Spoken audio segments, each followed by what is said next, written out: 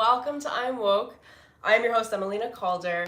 In today's video, I am in the Halls of Amenti. I went into the collective of Lightworkers of Humanity's Akashic Records, and they moved me into the Halls of Amenti. So we're going to talk today. I've got some custodian guides that they're going to take us through a channeled transmission, a message on what you need to know about the Halls of Amenti, and how to awaken to who you are, how to know who you are at your absolute core and your soul identity, and how to remember that. Because when we come into our human bodies, we descend through the fog, through the Halls of Amenti. It's the halls of forgetfulness. It's like a memory erase so that we don't remember our multidimensional nature, so that we can live a very human experience. So that's that. So we're going to get into that message in just a moment. I wanted to let you guys know Akashic Records Immersion is still open for enrollment. I have the 70% off promo code, which is Ancestors, that you can plug into the checkout. I'm going to leave the link below. It's iamemelina.com/akashic-records. That is open through Saturday. You guys enjoy that. I really think you're going to love it, and I will explain more of that at the end of the stream as well. Also, depending on what the Akashic Records want to stream through me. And if you're new to the Akashic Records, learning how to interpret your own soul blueprint, your soul DNA, who you are at the soul level, how to channel and access your own divine destiny, then I can also invite you in to get your feet wet and start working with your own Akashic Records through your own sacred daily meditation practice. And I have a free training, 8-part video training below, and you can get a hold of that link in the description. For those of you that don't know me, my name is Emelina Calder. Hi, welcome. I'm so happy to have you here with me. I am an Akashic Records reader, practitioner, guide, teacher, a psychic medium, a high performance coach, both personal branding and life coaching, soul coaching. I'm essentially like a creative director to the soul. I help you access your soul and intuit and understand who you are at the soul level, so you can really embrace and embody the fullness of your divine expression. Hi, love. Oh my gosh. I love that you guys say this when I do my live streams too. I always think about it. I'm like, when they replay, they're always going to see me calling people out. Oh my gosh. I have a favorite. You guys are my favorite. I'm going to cry. They've got my favorite people in the room right now. Oh, I'm so excited to have you guys with me. Okay. Besides me getting sidetracked by the lovely beings in this room with me right now. Oh yeah, okay, all the things. So if you're new to my channel, because I know I've been getting some new traffic, I post personal development, spiritual development. I do lots of channeled readings, energy updates. If that's your vibe, go hit that subscribe button, tap the bell for notifications, and all the things, right? Like this video, you're gonna love it. And or you can like it later, but you can like it now. And you guys, as always, remember to leave a comment down below after the stream. If you can, let me know what resonates. I love hearing what like hits with you guys, or what you're going through, or if you have questions that I will happily answer. And I will go through the comments at the end of the video as well, but I adore you guys. Thank you so much for joining me. So yeah, so little funny story. I went into the Akashic Records. They flagged me down this morning. They were like, Emelina, you need to do a live stream today. You got some things to take care of for people. And I was like, okay. And then when I entered the Akashic Records for Humanity, they booted me into the Halls of Amenti, which they've been familiarizing me with more and more, because I don't know, well, never mind, let me sidetrack that. I'm just going to ask them. I'm in the halls right now. I can see them. I almost don't want to describe it, just in case you guys meditate with them, because I think they show themselves differently based on your vibrational frequency and what you need, but it's like very ornate for me. So I'm just gonna like pause, meditate for a sec, and see where the I asked them if they have guides. They told me they're more custodians, or not chaperone, ushers is what they said to me, like almost like ushering you to a seat, like they just know where you need to go and the destination, and they bring you there. I'm not sure exactly what they want to bring through, so I'm just gonna have to go in and out of like tapping into my super conscious state to access the channel for you guys. So that's where I'm at. Okay, so we're in the Halls of Amenti. What is the collective of lightworkers right now most need to know to access their divinity, their higher states of awareness, remember who they are at the soul level, and to bring some remembering to everything that they've lived that they need to know, I guess. We'll find another way to ask that baby. I'm sure they'll just give it to me. All right.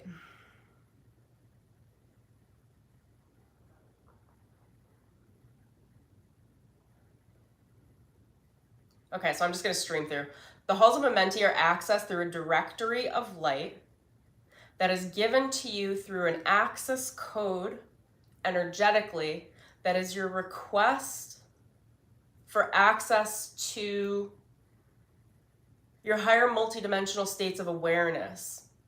Can you explain what that is? I know, but for the audience, can you guys give me an explanation proper to you? The multidimensional aspects of awareness to the soul are specific in the context of the Halls of Amenti, are specific to the direction from which your soul came from and to where it is born. So this is almost like a transportation hub or portal. You could see it as you're getting on a train, almost going to the destination. So before you get to the Halls of Amenti, your soul has specifically selected to have a specific, in this case, human experience. Before you incarnate on Earth, there is a preparation and a decompression process of, they're using the human language, I don't know another, of like dumbing yourself down in order to fit into the context of a human, the human DNA and the human body. Because with the human DNA, they're showing me 7 strands are automatically shut off when you come into this body. So there's almost like a descension process of your soul experience that needs to be shepherded or managed in order to actually fit the soul into the human experience. That decompression process of, it's like compressing your experience as a soul so that you can actually fit into your human body. That's how they're showing it to me. It's like a fitness. I don't know how physical that is, but I think it is actually rather physical. Oh, okay. So you have the way the soul communicates multidimensionally is it has a big mass. It's actually very large in time and space. It takes up a large presence. In order to fit consciousness in a human body, there is a process of selection of what parts of your soul you'll take with you, because there's a compression process and you can't bring everything with you into the human body. Your soul, literally, the voltage would not fit into the human body. And they're showing me it literally, if you were to bring your whole soul down here, they're showing me you'd spontaneously combust. Like it's quite literally the body, the physical body cannot handle that amount of electricity, especially with the DNA being shut down to, they said 7, are we at a 12? The 12-strand DNA is limited by 7. So we're functioning on a 5-strand DNA. I don't know how accurate this is in comparison to what other people, channelers, say. I just am saying what they're saying to me. So to fit into a 5-strand DNA, which is even more limitation on the human, what they do, they're showing this in a very like more human way, but I think they do it very etherically, is they're showing it to me in terms of travel. Okay, so you show up to the Halls of Amenti with suitcases ready to go to Europe for 3 months. So like, thank you so much for channeling it this way. They were like, we know you need to humanize it. So the way that you're coming in as a soul, when you enter the Halls of Amenti, which is a prerequisite, you cannot get into a human body without going through the Halls of Amenti and going through this particular process. You're assigned custodians that help you to discern what to bring with you and what to leave behind based on your mission, based on your priorities, based on your ascension practice, based on, hold on, there's a little more there. What is that? You're paring down the lessons of what you want to learn, and you're given, oh shit. Oh my God, my whole body's lighting up. You're given access, you get to choose as a soul, the access to pare down precisely what you need in order to get through your life and get through your mission and your lessons. Now, they are going to probably bring me back here, but there is the introduction of free will. You can pack really well, get down here, forget everything, live in a very material way, and just be like, sayonara, soul, like, I'm on vacation. That's free will. And what they're saying is that is kind of a side tangent, but they want me to mention it because just because you pack well doesn't mean you use any of your supplies, which many of you are not using any of your supplies. So I think that's the point of this stream, is to bring your attention to the supplies that you've been given. Okay, so show me this again. They're showing me you going on a trip to Europe with 3 large suitcases. You get to the Halls of Amenti, and then, and then they read you the riot act. You have a plan, you have a mission as a soul. You're like, this is gonna be a really beautiful experience. I'm gonna bring all these tools and tricks with me. It's gonna be really, really fun. Oh my gosh, I'm gonna remember this. I'm gonna run into this soulmate. You know, this is gonna be my lover. This is like, And then you get to the Halls of Amenti and they read you the riot act. They're showing me, they literally pull out scrolls, like they're showing me literal, but it's very etheric energetically, but this is how it's done. They pull out scrolls because the custodians are there similar to security guards at like a courthouse or at like, there's a very formal establishment. And just because you come with 17 sundresses and tons of bikinis, doesn't mean that that's the vacation you signed up for. So that's what happens. There's a lottery system. I've channeled on this before, but not this way. Okay, there's a lottery system to get into the planet, to get into a body. So essentially what happens is there's an amalgamation of a lot of souls that come into the Halls of Amenti with their vacations packed. They're like, yo, we're gonna have a good spring break. Like, you know, whatever it is. Okay, I'm just like making light of it because that's how we keep your attention. That's what they're saying to me right now. They're like, we're gonna come in the lightest, most free aspects of Emelina to keep your attention. Otherwise you would just bounce because you'd be like, this sounds like courthouse dealings.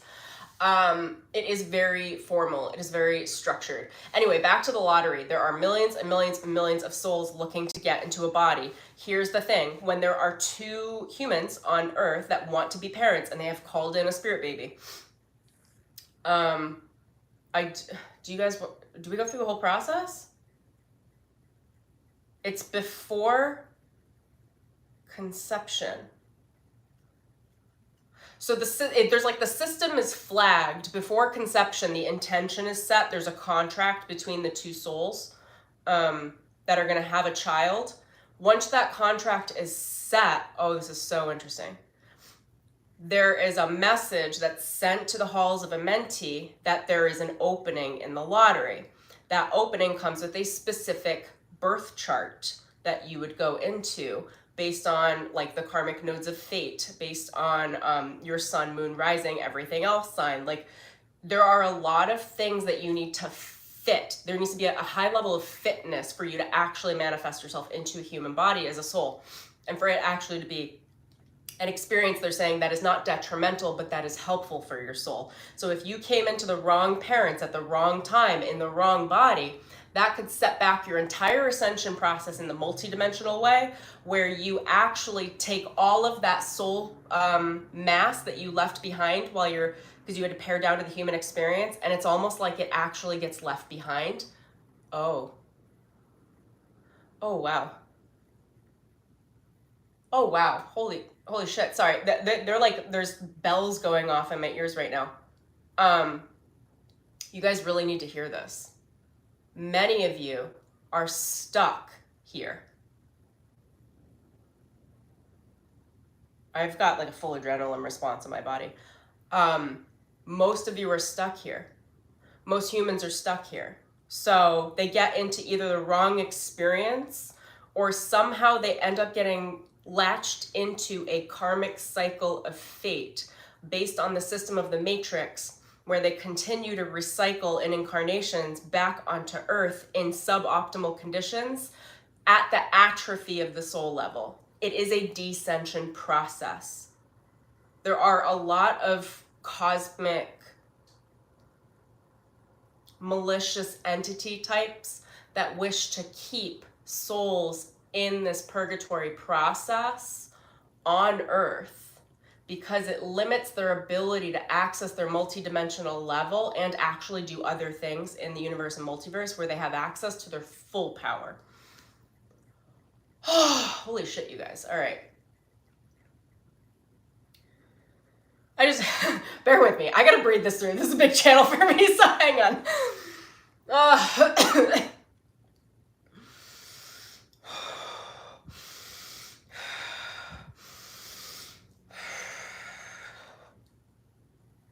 Oh, that's a lot of energy. Okay. Okay.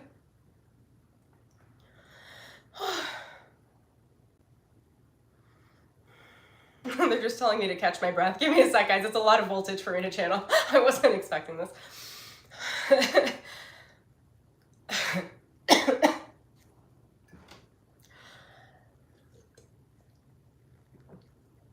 They're telling me to give you an example, a human example to know what I'm going through. They're saying it's kind of like learning that you're pregnant before you knew you were pregnant. Like, I'm not, but like literally it's the moment, like this moment they're saying is in likeness to any of you who didn't think you were pregnant, didn't want to get pregnant, and all of a sudden you go, oh shit, I'm having a baby. Like that's the energy likeness that I'm working through right now. They're also saying they're going to be more present with me because they are actually phenomenal at dumbing down the soul experience to the human vocabulary because it's literally what they do all day. They are literally channeling soul experience, sorting and sifting based on the lottery of what body, what parents, what lineages, what blood lineages are available, because that plays a lot into your multidimensional karma. I might give you some examples. I don't know if they need me to yet, but I have big examples for that in my life that I had to overcome.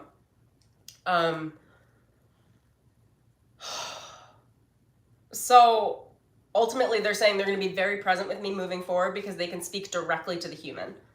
Like the pregnancy example. That's not from my consciousness. That's them. What does that mean for me? They're like, it means you're having a baby live, Emelina. I'm like, oh, great. Okay, thanks. Like, way to make me vulnerable.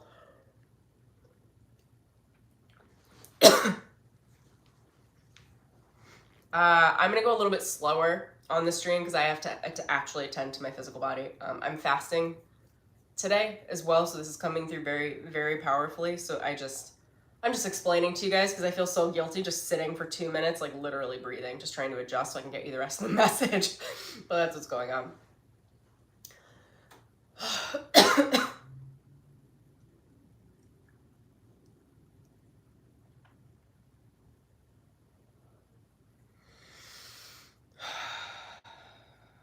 Okay, where do you guys want to bring me back to? The baby. The spirit baby, the call of a spirit baby. Okay.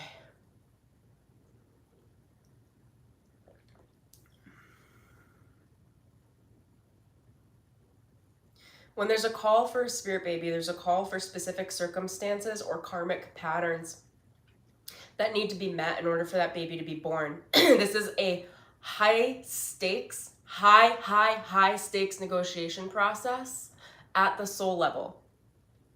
To be born in a human body, and everyone wants to, there's a lottery, and most souls don't get in. So if you're here, congratulate yourself. They're telling me very, very high stakes. It is like conflict negotiation with a hostage is what they're telling me. I gotta be honest with you guys, Emelina's getting a little freaked out. I'm still gonna take you through this channel, but I'm very uncomfortable, and I like to say that so that I feel okay to keep going.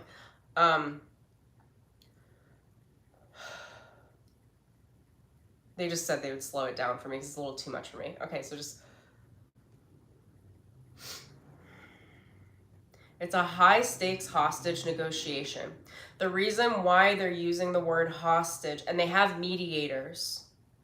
You don't just go into a body. They have a team of mediators. It's a SWAT team that is there for you to negotiate. There are a lot of aspects of negotiation, and then we'll go into why they're labeling it as a hostage territory. You're negotiating the terms and conditions of what? Oh my gosh. Excuse me. This is how uncomfortable this is making me. It's a lot of energy. On what conditions you're available for, your bailout points, which for those of you that don't know, there are usually a half a dozen pre-planned exit points in case this life is too much for you to die off, so that you can return to source and free yourself from the contract. What would we call that? Oh my gosh. They're contingency plans, but it's built in contractually. I've already moved through, I think, almost all of mine, and I remember them very consciously from my life. I call them exit points. Is that what you guys call them? They call them entry points. Interesting. Why? Because you're entering a new cycle when you leave the human body. Okay, so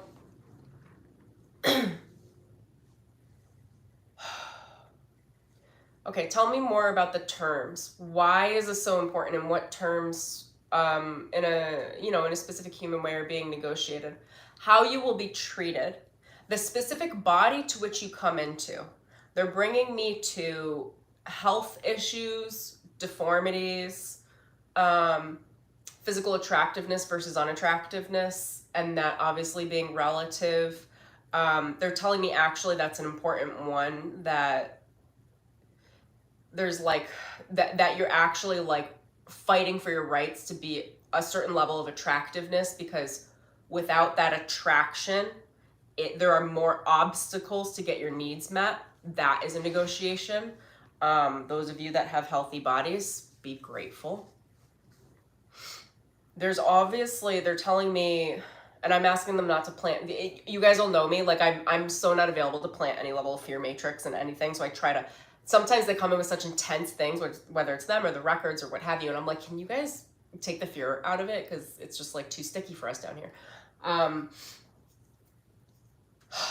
If you, again, it's negotiation. You have to think about it like negotiation. If you're given a physical health issue, you're given something else. And it's what they're showing me is that there's a body of entities supporting you in the negotiation that are intense cosmic lawyers, but they're hostage negotiation lawyers, that are saying, if they opt into that, if that's that karma for that body, for that parent couple, for that bloodline, then they have to have this to make up for it. Then they have to have this, this, and this. Then you have to supply this.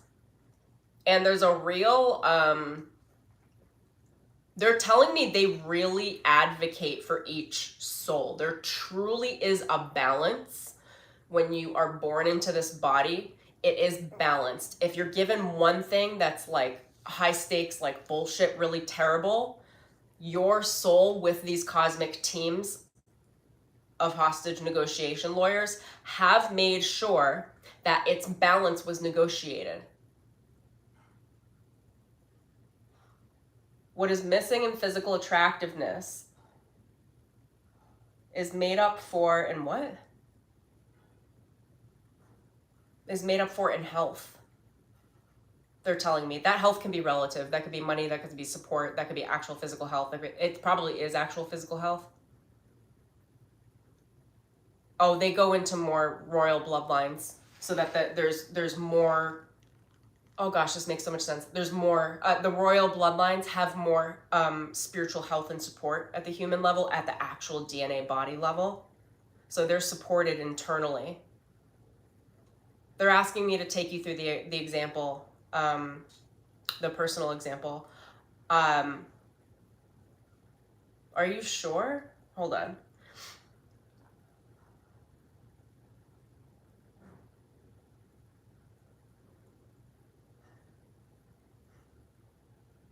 Okay, we'll do it. All right. And I've known this for a long time. I've done my work. I'm at ease with it. I'm happy to be here in the way that I am. I was given a certain amount of physical attractiveness. I was given an athletic, very healthy body. I was given access to more soul DNA than they're telling me than just about anyone on the planet. It's like, and I've known that's a strength of mine for a long time. I was given I was given physical attractiveness. I was given body health and the ability to physically perform so that I could channel in strength and move it into my environment. We'll get to the stakes, okay? And I was given access to remembering more than I feel very uncomfortable saying that. I'm going to say it, but I'm so humble, so I don't even want to. But they're like more than any other human could hold in their consciousness in a human body.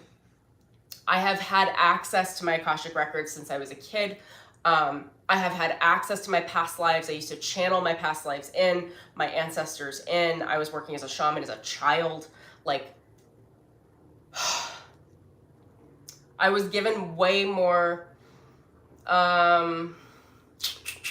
soul remembering than is not only typical, it's superbly rare. To give you guys an example, like humanly, as an 8, 10, 12, 15, 17-year-old, all the ages, a 5-year-old, I did it as a 4-year-old too. I knew when my parents were lying. I knew when they would tell me things that were just not, they weren't real. I was able to navigate the human matrix and see lies and know. I would hear them say things to me and I'd say, that's not true. And then I would say, I know it's true. As a 4-year-old, I'm not going into any level of detail, but I had to claim my power as an adult as a 4-year-old. And they're telling me that was my personal activation. So that's one of those hostage negotiation tactics that they negotiated on my behalf. Again, I don't need you guys to know this stuff about me. They're just having me take you through my process so that you understand what an example could look like based on what I remember. Let me just check. I'm going to check back in with them because they moved the energy.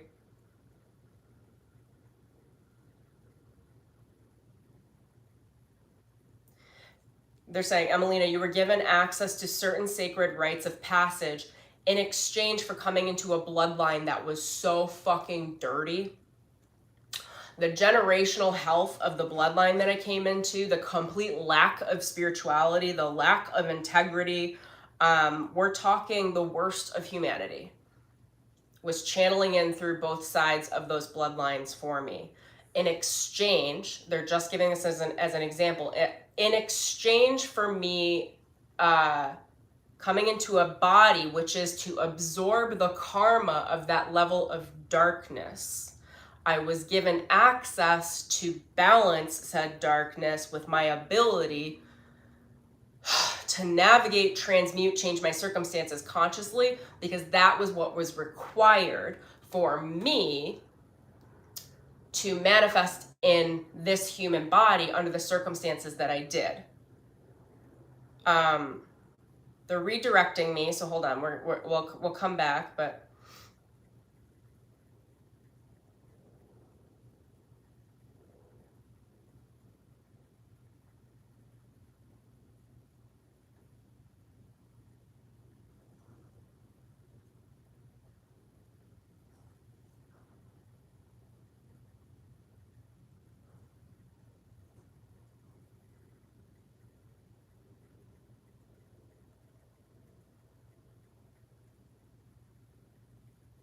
they're asking me to apologize because I moved something off track and they're asking me to come back.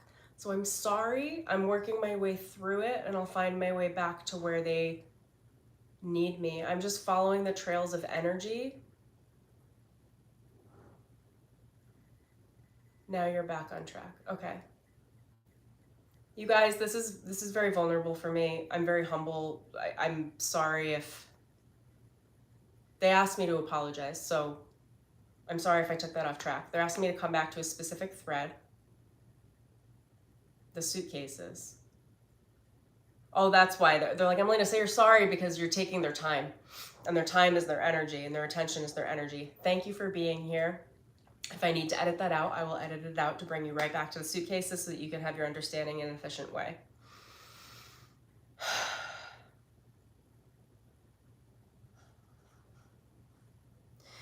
The reason why they expanded on the negotiation process specifically is for you to understand that there are high stakes to come into a human body. That it is not just like, oh, willy-nilly, like, oh, I'm gonna have fun, like, oh, my soul's gonna, there is an exchange. When you come into a body, you're taking on cosmic karma at the multidimensional level that you only take on if you agree. So to come into a human body, in order for it to be fair, you need a conflict negotiation team, which you have in the Halls of Amenti, that negotiate for and with you to get the best circumstances, and it is contractual. And then it's up to you after everything is after the agreements are outlined. They bring it. They're showing me a cosmic conference table. They set it down. It's very legal, and they go, okay, here are the terms. Are these acceptable terms for you? Do you understand the stakes of coming into your body at this lifetime? You might get stuck. You might forget for a very, very long time. And if you forget for too long, the human body begins a descension process where it pulls the soul current in order to feed the karmic process, which erodes, they're saying. I don't know how long this takes, but it erodes or degrades the multidimensional soul self, the oversoul. So the stakes are actually very, very high. I said, bring it back to the dream. Okay, so we've got our suitcases.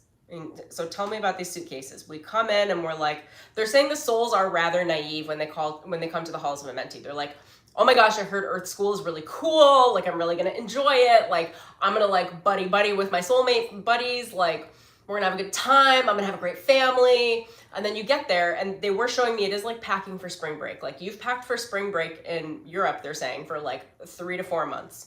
You show up, and then they read you the Riot Act. We're back to the Riot Act because they say, do you understand the terms and services? Have you read the fine print of this agreement? Do you understand the stakes?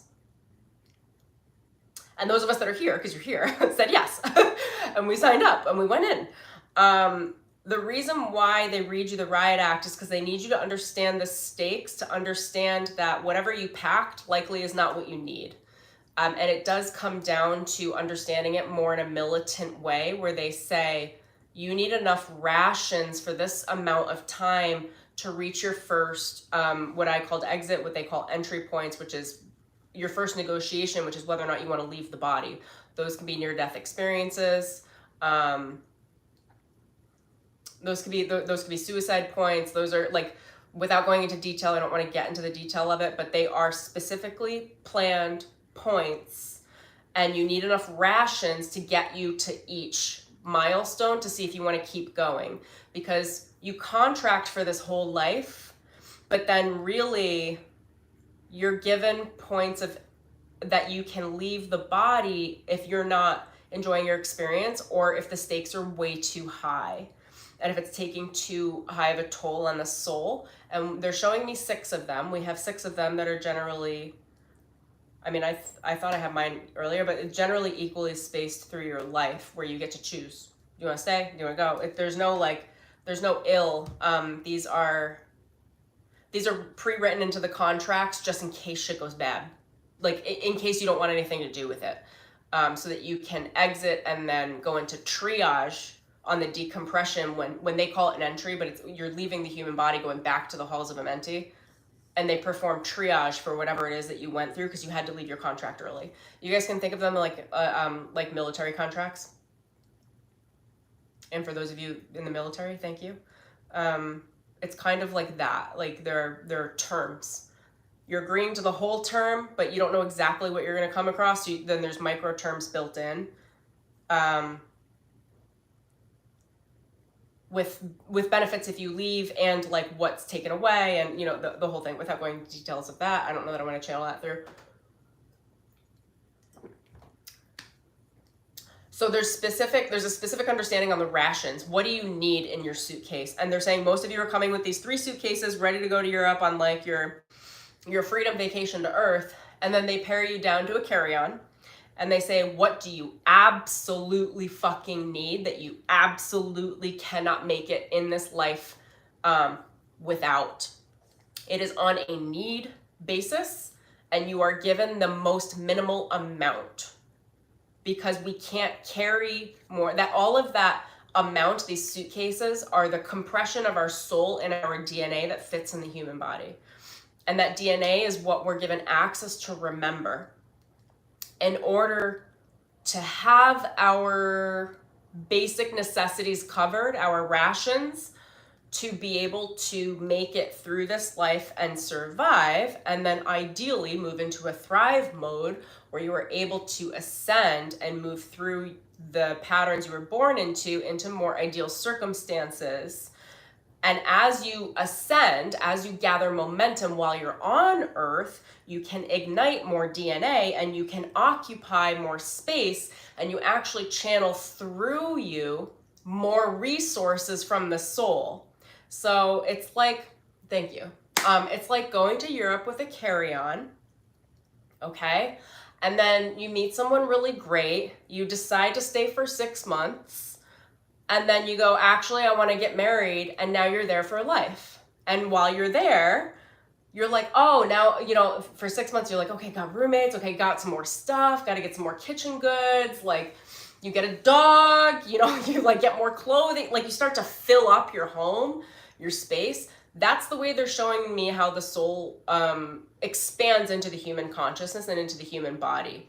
So as you guys grow in consciousness on Earth as a human, you're given access to more and more, and you're able to build your home, your energetic home and your physical home and your space with more of your soul, with more of your soul data, with more of your soul remembering. It's like anchoring all of these different strands of your soul into place, because you didn't bring it with you from the soul level. You learned how to access it as a human and then pulled it into your experience as a human. So now it's sustainable. And now you can ignite and turn on more of your human DNA strands, which allows you to bring more soul current in.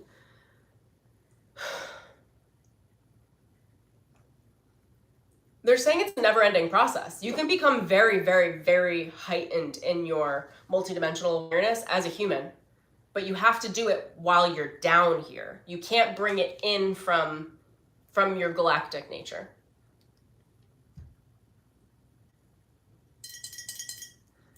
What goes into that carry-on, you guys? They're saying a month's worth of supplies. Wow, so it's very limited.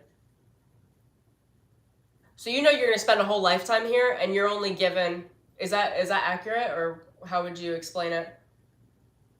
You're given enough to get to the first benchmark. We'll call it 18 years old. That's what they just said. The first benchmark is when you reach 18. After you're 18, you flip into the system as being an adult, which is to take control over your own life. And then at that point, you choose whether or not you want to bring in additional soul resources, but they give you a carry-on bag of soul energy or data or information or remembering to get you from 0 years old to 18 years old in whatever terms you've agreed to. I would love to say a safe and happy way. That's not the case for everybody, but it is the terms that you have agreed to. Once you turn 18, there's a turnover of the contracts, and you're allowed to access as much or as little as you like. Most people turn them off entirely because now they're on the karmic program of the conditioning of their childhood, which is a very natural, normal process. So if you can, is there a way to break, well, where do you guys want to bring me? You break through the previous conditioning by doing exactly what all of you have done in whatever way you've chosen to do it. Whether it's therapy, whether it's removing patterns of abuse, whether it's escaping, they're saying misconduct. Is there another human way of saying that? Escaping. Those of you that moved out of your parents' homes when you were teens, like escaping. Things that you do to like shift your frequency and make new choices.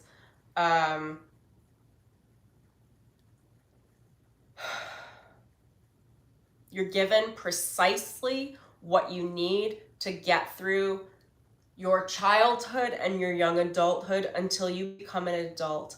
Once you become an adult, it is then your responsibility to channel in your own soul practice to get to know who you are at the soul level, to awaken more of your DNA so that you can access more of your, we'll call them God-given rights, more of the rights to your Akasha, your understanding of who you are, more rights to your missions change as well. Your life purpose changes at different milestones, or can change rather, based on how much of your soul DNA you're accessing. At any point, the more of your soul you remember and activate and embody in your waking day-to-day states, the more you remember, the more you can change the contracts. They're speaking very contractual, but it's like change your circumstances, change your life.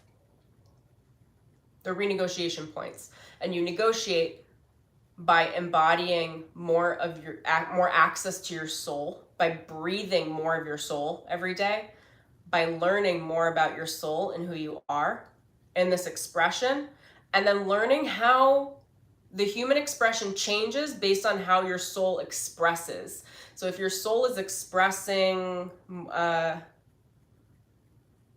more vibrantly, your body will reflect a more vibrant expression, and your environment will become more vibrant, more lively.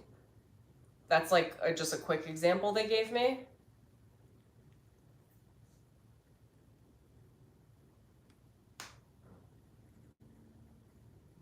There are a multitude of healing practices that those of you that are listening to a channel like this have been through, have made it through, whether it is sound healing, whether it is Reiki, whether it is massage, whether it is medical practice, whether it is channeling, whether it is tarot reading, any level of divination, psychology,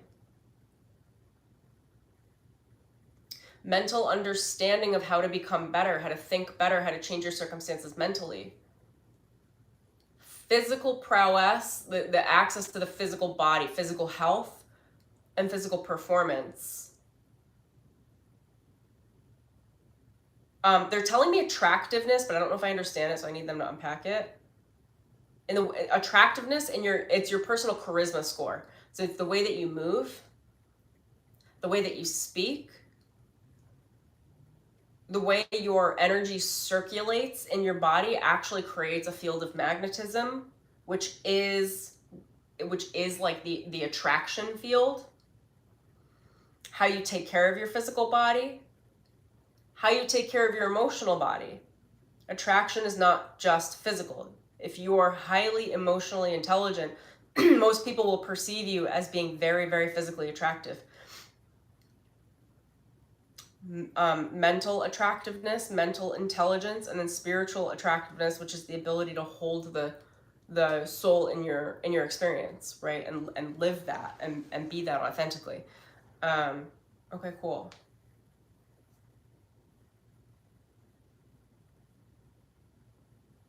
All right, you guys, what else do we need to know?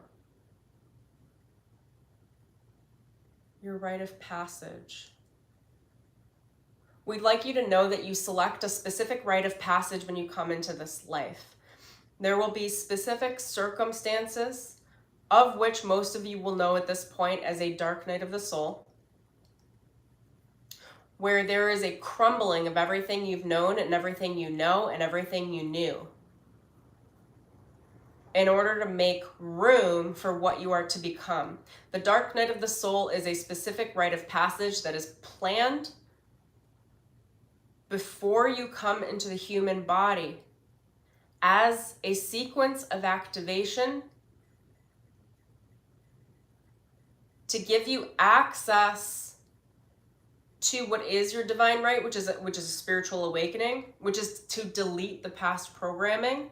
The fog, if you guys have heard with the Halls of Amenti, there's a fog that you walk through where they're showing it to me like a car wash, but it's like where your energy is conditioned to stay in a small space, so that you can fit into your human body. That fog is a forgetfulness of everything that you know, except for whatever the F you put in that tiny ass little suitcase to get you through 0 years old to 18 years old. Most of the human collective, once they reach 18, never unpack another suitcase. They never ask the soul to bring them any more resources. That's not you guys, but they wanted me to identify at the collective level at 18. They're like, okay, I'm done.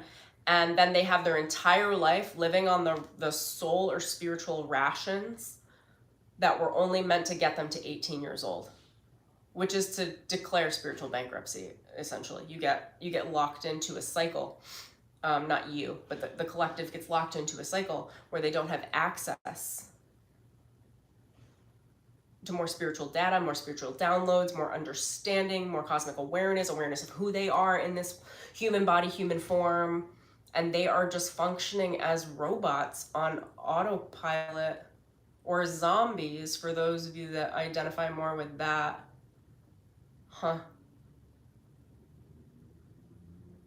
These are also, they're telling me these are also called watchers, because they're not awake to their soul blueprint. They are a threat, not to scare you, but anything can occupy them at any time to take you off track in any way, because they have not claimed their human vessel as a sacred temple, the temple of the divine, the temple of your soul, where your soul lives through your body, because they didn't claim it. Again, this is at the mass collective level. They become a host. You can look at it like hotels. They're a hotel. And whatever entity type decides they want to pop into that body and move them, they're showing me the example like agents in the Matrix, in the movie The Matrix. They're telling me the far majority of the collective are agents. It's not that they actually are, it's that because they have no claim to their sacredness, their bodies are hosts for whatever. And whatever can access them and maneuver in and take over their body for either a short time or a long time to do whatever they do, to influence other people that have access to their spiritual power. These entity types are never concerned about the zombies. They're taken care of, their food. The watchers, the agents, if you will, are there to place light workers in check, because we're accessing our soul power. And I do want to, is it okay if I add this caveat? It's necessary. Okay. I do want to mention here and now, I don't typically subscribe or prescribe to all of the conspiracy theories. I will say that these are facts, but they are not here to put you in any level of fear. If it does put you in fear, you must take your power back right now, and I give you all the permission to do so. It's not a big deal. It's not here to make you fearful. It's not here to harvest your power in a different way. That's not why they're explaining it through me. It's coming through as very just factual, so you understand what you're dealing with. So if you thought you knew someone and they don't do any spiritual work, and then you see them change overnight or something around you, with you, if you kind of watch, they're telling me their eyes, watch their eyes. There's a difference in possession based on the host that they've let in, because to not have the soul in the human body it's a hotel. It's a hotel for anything, anyone, any dark entity type. Again, no fear. That shit's running all over the place. That's why I tell you guys not to go in the lower astral plane, and why I say to do the work in the Akashic records or whatever safe psychic work, because there's so many entity types. I don't deal with any of them, by the way. Like this is a very safe experience. We can have a very safe experience energetically. It's not to deny the existence of all of these lower level, I don't know, what do you want to go, entity types, shadow forms, I don't know, things that you probably want nothing to do with. I know I don't want anything to do with them. Don't be afraid. Don't have fear. Just know that it's something you're dealing with. It's kind of like, they're showing me, for those of you that haven't been to New York City, those of you that are following me that are from New York, I'm from New York in many different ways. Regardless, I was gonna give a bunch of caveats there, but regardless, what's funny about when new people visit New York is they're like doe-eyed, big-eyed. They don't understand how dangerous the streets are. All right. You keep your head down. You don't look people in the eyes. You're very direct. You get out of people's way. You tell people to get out of your way. Homeless people will hustle you. Anyone will look to pick a pocket you. Like you're literally, you have to be on top of your shit. I grew up upstate, and my parents would send me downstate and would like train me as a kid to know like how to see a pickpocket, how to see someone that was a predator, how to see, like there were lots of survival skills that I developed and was given that you get if you live in New York. If you're sharp, which if I can be honest, you have to be sharp in New York. You can't not be sharp because there's a predator somewhere. You gotta be, you gotta, you know, quick wits, good common sense, which is not common, but is more common for those people that either live in New York, are from New York, or have stayed a very long time in New York. That is the example they're giving me for you guys to understand the understanding that the collective is mostly zombies that are little hotels that can be, they're hosts for other entity types. It's like being in New York City, okay? So you're like you're walking in Manhattan, like don't be stupid, okay? Like that's what they're saying to me. They're like, don't be afraid. Could you imagine if you got to New York, you get to Times Square and you just like, you're like, oh my God, I'm so scared. I'm so freaked out. There are humans here. Like, get over it. Like, yeah, there are watchers here. There are zombies here. There are agents here. Get over it. Don't be dumb. All right? Keep your wits about you. Keep your spiritual channel active. Claim who you are. Like, keep your wits about you with everyone around you. Do we want to go there? Not yet. Okay, thanks. I was like, I don't know if I want to open that other thing up. I'm glad they explained it that way, because it's not about like running from watchers and stuff like that. And the reason why I said before I'm not into the conspiracy theories is because there's a lot of momentum in more psychic communities that will harvest on that fear or talk about it endlessly. It drives me crazy. I don't listen to it. They are real. I see them all the time. I just don't care. If you don't activate it within them, if you don't activate the fear, there's nothing to be afraid of. It's just like, all right, I got it. Cool. Got lay of the land. I got some good spiritual street smarts. Don't play hooky with your spiritual practice. It keeps you protected.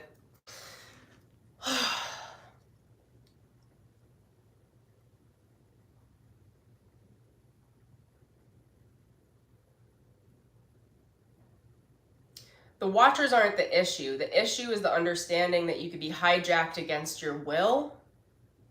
This is getting, be careful with this, you guys. We're being careful through you. Okay. By being tricked into submission to someone that you thought you knew, when actually you never knew who they were because they weren't occupying enough of their soul current or soul frequency. So they can become hosts for, let me think about how to explain this. Lower level emotional vibrations like anger take on a consciousness. And then if there's a person that doesn't have a certain level of spiritual awareness and they haven't claimed their right to their own soul access in one way or another regularly, that energy, that emotional energy is conscious. They become the host for that emotional energy. And then that person is now not that person anymore. This is what, in religious communities, they call this like demonic possession, but it's not like you're channeling in a demon. It's like literally just, it's emotional energy. It's an emotional frequency, but no emotion is like isolated. Like the emotions at the collective level run at the psychic level, and then they channel into people that want to express something specific. And then that emotion, that entity type, that shadow entity is now expressing through that person, and that person is no longer that person. They're telling, why are you guys telling me to tell them? Because your faith and your trust in that person, you'll allow them to do things that you would never allow someone that's a stranger to you to do, or to know, or to massage into your consciousness. This is emotional manipulation, psychological manipulation, fear mongering, all of those things. They get you baited in to that, and that's the spiritual hijacking process. Wow, this is, I didn't expect to talk about this on stream. they've had me go into a lot of things recently, you guys, that I would never talk about publicly, that I'm only doing because they're like, Emelina, you need to talk about it. I'm like, okay.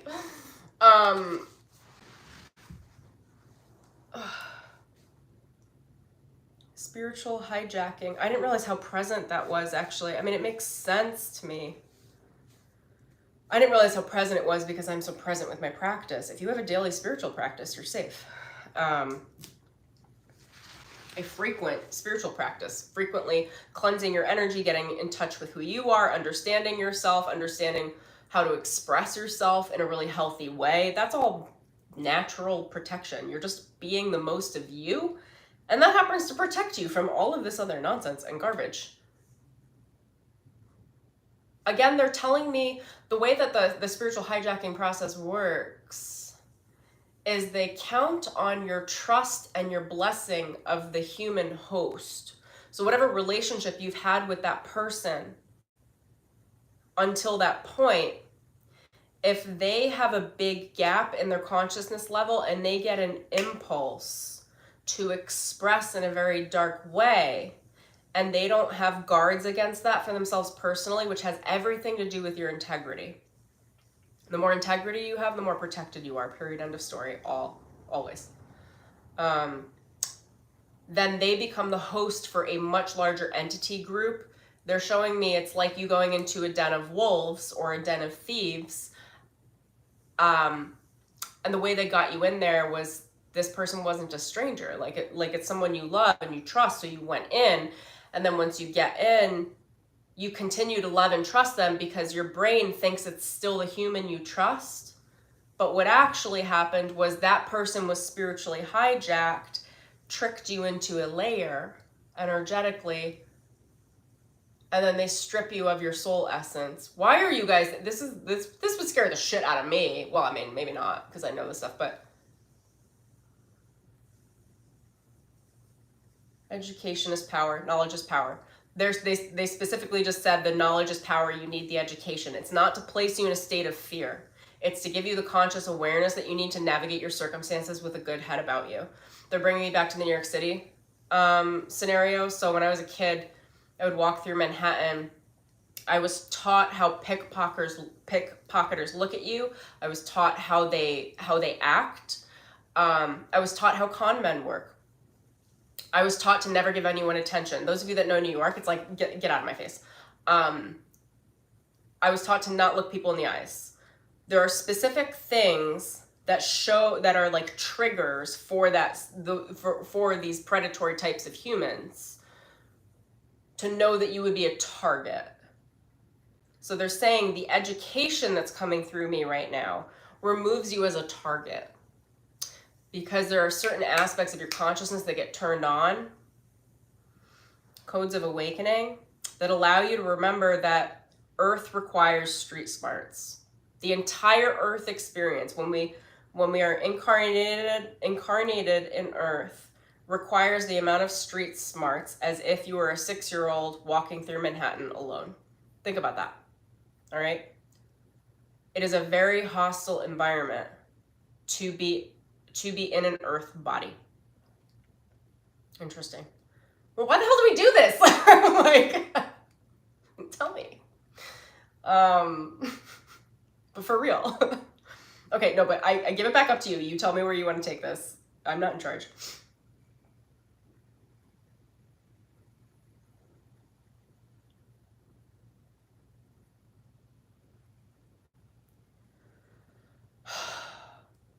They're having me specifically take you guys through this entire sequence because they said when you take a spiritual initiation, whatever your initiation was, whatever your transmission was, Reiki, yoga, therapy, recovery, whatever the thing was, when you start awakening to your spiritual awareness, you get very, oh my God. Oh, it's so perfect here. Everything's so beautiful. Oh, I'm just going to be in the present moment. They're having me act it out so you can see it. Now I'm going to explain it to you. It is to be naive as shit. You can't be spiritually naive. When you start to awaken spiritually, or depending on where you are at your process, you'll know for you what resonates. Take what resonates, leave the rest. Whatever part of this message resonates with you. But there's a real naivete baked into the spiritual awakening, because you're looking through the eyes of the Sacred Heart, through the eyes of a child. Even if you have a ton of spiritual ascension practice in your otherworldly self, your higher self, and your multidimensional expressions, when you're first awakening here, and you could be doing this as an adult in your 50s, 60s, like this could be, there's no like age thing. When you start to look through the eyes of the heart, through the Sacred Heart, it's very doe-eyed, which puts you into pretty severe risk. That's what they're saying to me. It is like a 6-year-old walking through Manhattan. They're not even giving me like what neighborhood? They're like, any of it. Without protection and with a wide open heart. So the more knowledge that you have of the factual circumstances of what it is to be human, which is to be in a very hostile environment, the more you can discern. You're still going to maintain your innocence, the innocence of the Sacred Heart, the innocence of your spiritual naivete, like the innocence of seeing everything with fresh eyes, the innocence of being in the present moment, and have the discernment of a Doberman Pinscher, okay? Like a watchdog. Hold on, they're actually sending a transmission through. Let me see. May you be ever protected by your own watchful energy. May you install, they're giving access to you so you can meditate with this. May you install your own sacred gatekeepers on your consciousness to watch out for your Sacred Heart. And it does have to be rather aggressive. So they're saying find an animal, spirit totem, that works for you. They're going to give me some examples. Tigers, wolves, panthers, bobcats, lions. They're even saying vultures. That's interesting. Poisonous snakes, poisonous frogs. There are different energy types that you can pull in from the quantum that will work with you as a spiritual animal totem in a shamanic way that will guard your energy for you. You're installing or bringing into your energy a guard dog to make sure that your heart is not tainted, that your purity is not stolen, that your spiritual awakening is protected. And that's not all doe-eyed. You're essentially bringing in the animal totem so that you can be doe-eyed, so that you can live in the present moment, because you got a watchdog, all right? And the watchdog's gonna bark and get your attention when there's someone at the door that is like a thief, all right? We'll call them destiny thieves. For those of you that have heard anything around that, what do they call it? Destiny stealing? Destiny thieves. Just have a totem, and have an animal totem, an animal guide, whatever resonates with you, something more aggressive that would keep all thieves outside of your sacred home, which is your Sacred Heart. Nothing can be stolen from you. Your destiny is yours and yours alone. May it be protected infinitely, claimed as sacred. Those of you that are watching the stream now and at any point in the future, claim this as sacred, claim that your destiny is protected, claim that you are claiming the right to your destiny. It is your right, and that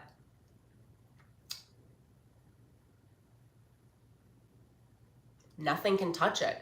Nothing can steal it. It's yours. It's yours. It's yours. It's yours.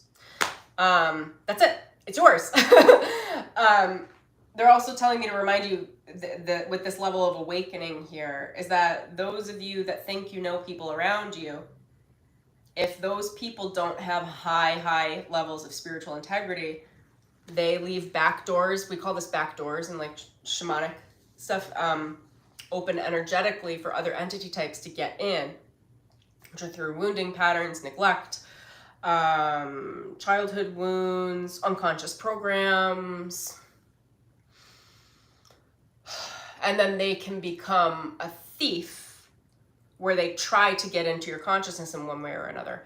Again, this is not to raise fear. It is for you to understand the stakes that people can turn on a dime based on how much integrity they hold personally. They're telling that through me specifically for you, not for you to be like, I don't trust anyone, this is a terrible place. Like, no, like, I mean, how many of you like love New York? Like, you're gonna have a good experience if you want a good experience. You might be shaken up if you need to be shaken up. Watch the streets. If you get a bad vibe, cross the street. If you get a bad vibe, get your hand on the phone ready to call 911. Like, there's shit you do. Project your energy out. I learned that as a kid, man. Like to project, like, it's what people call the resting bitch face, okay? For New Yorkers, like, it's the resting bitch face, but it's not just the resting bitch face, okay? It's a projection of an aggressive response to anyone who might even think about an attack. And that energy is vibrating and moves through to anyone in the field wherever you are, and repels thieves, repels people that would vandalize entities, what have you, repels Satanists.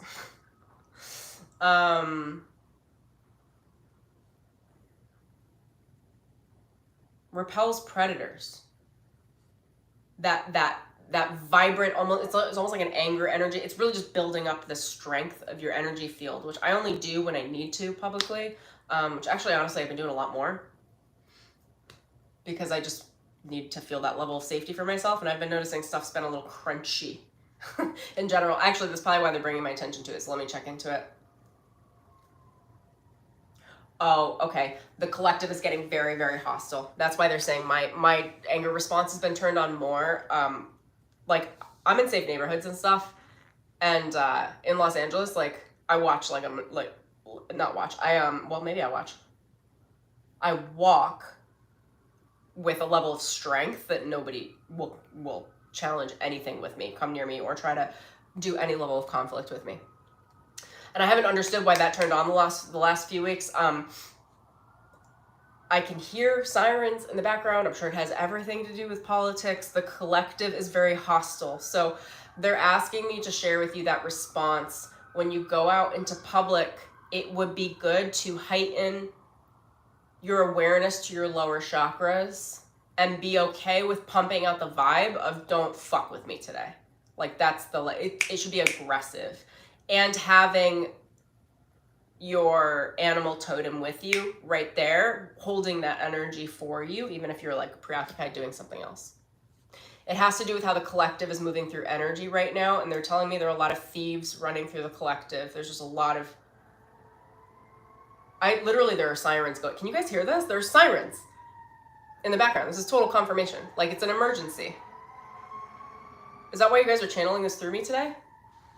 More than you know. Okay. What else do we need to know about that? Oh, the collective is getting violent. So I know you just gave us the protocol specifically to handle that ourselves so that we're protected, but is there anything else? They're saying look at people not as people, but look at them as, unless you know they have a very active spiritual practice and a ton of integrity. They're saying the collective, the base that isn't doing light worker work, okay? The collective, like the humans with no awareness, the zombies, okay? And there are a lot of them. What were you saying to look at them as? Look at them as carrying weapons. You turned this into a very interesting channel. Do we have to go here? Yes, okay. All right. Whoever needs to hear this, the collective of humanity, separate from the light workers, okay, those doing their healing practice, the zombie ones. have been weaponized. They've been weaponized. So the entire collective of humanity, the traditional unconscious collective, is using and working with a hive mind. It's the collective mind. And that hive mind has been weaponized. I don't know if they'll give me specifics or if we need them, but it's really important for you to understand that people that maybe you run into in just a normal daily basis should be considered hostile and dangerous. The light workers are in a different collective. We're in a conscious collective of they've never said that to me before. The light worker collective is the conscious collective of humanity. The unconscious collective of humanity is considered armed and dangerous. Take what you will with that. They're just specifically asking me to state it, to display extreme caution when you are not with fellow light workers. When you're with light workers, it's a very different thing. They're functioning on a different collective grid, a different conscious, it's a conscious mind. And then there's the soul mind for each person as well. Be very mindful, full of mind, of who you're surrounding yourself with at the collective level. If they're not healers, are all light workers healers? All light workers are accessing the healing current of their soul. How they express that healing is different per individual. So if they're not, I was looking for an easy way. Was that an easy way to say it? If they're not healers, like, I don't know, bump them out of your friend group. Don't associate, really. It's also not about pushing them out. Don't do anything like that, because then there's going to be a response. In your consciousness, it's really just ignoring anyone that's not essentially in the light collective, in the conscious humanity. And that would I likely identify as some level of a healer or some level of a very conscious being.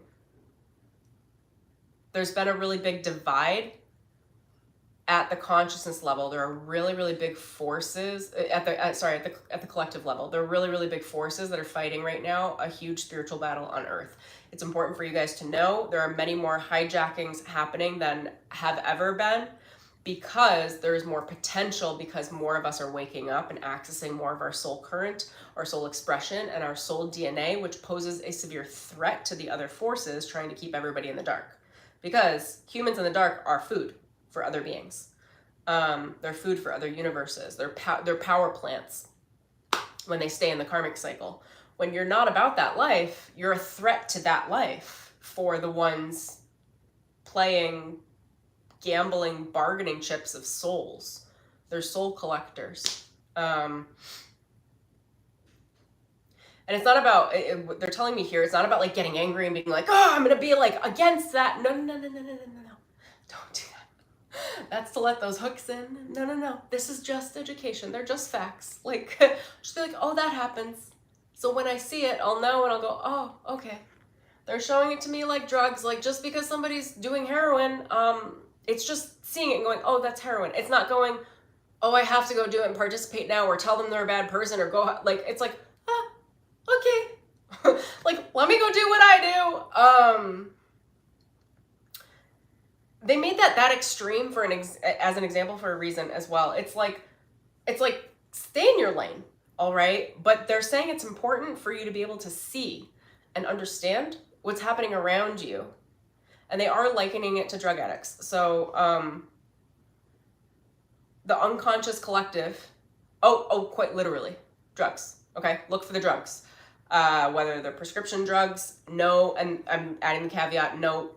If you're in the light collective and you are taking medications that is meant for you, it's meant for you, okay? That's not who I'm speaking to.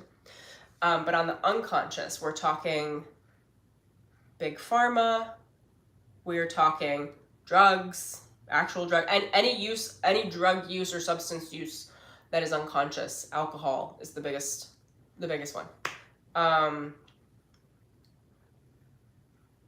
And pharma.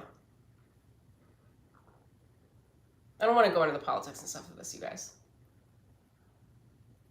Can we chill there?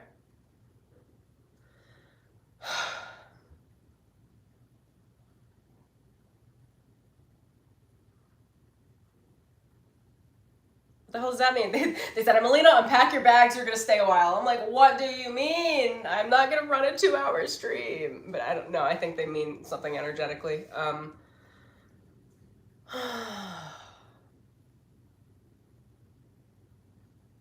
We're asking you to move out of the way in faith to give the messages to the light workers of humanity that have trouble discerning between these different hostile frequencies. Hostile. How do you say that word? Hostile? Hostile?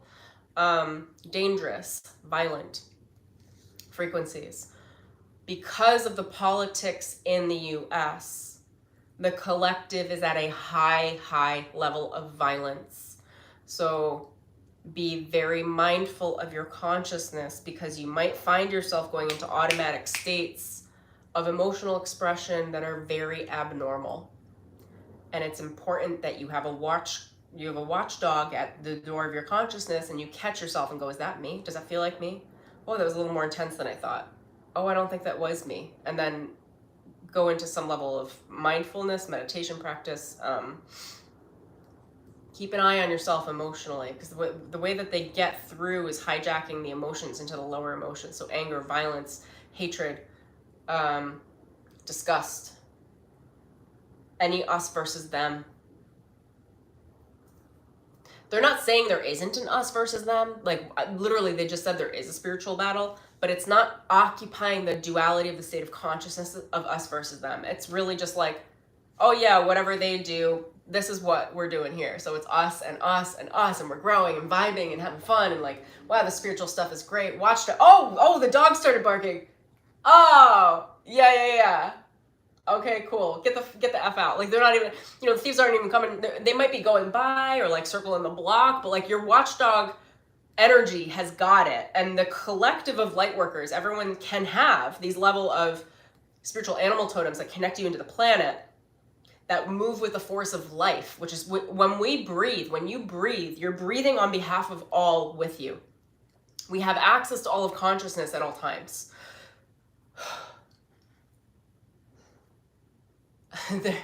It's just to see the threat, but when you're breathing with, if you're breathing with any of these animal totems, know that they're with you. Maybe meditate on a couple of them that you're bringing consciously into your fields. You're bringing earth, you're bringing Gaia, you're bringing the force of life.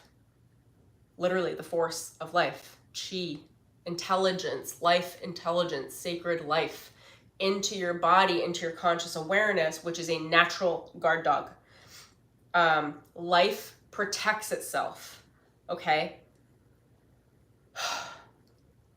The more conscious you are, the more you breathe with life, life naturally protects itself.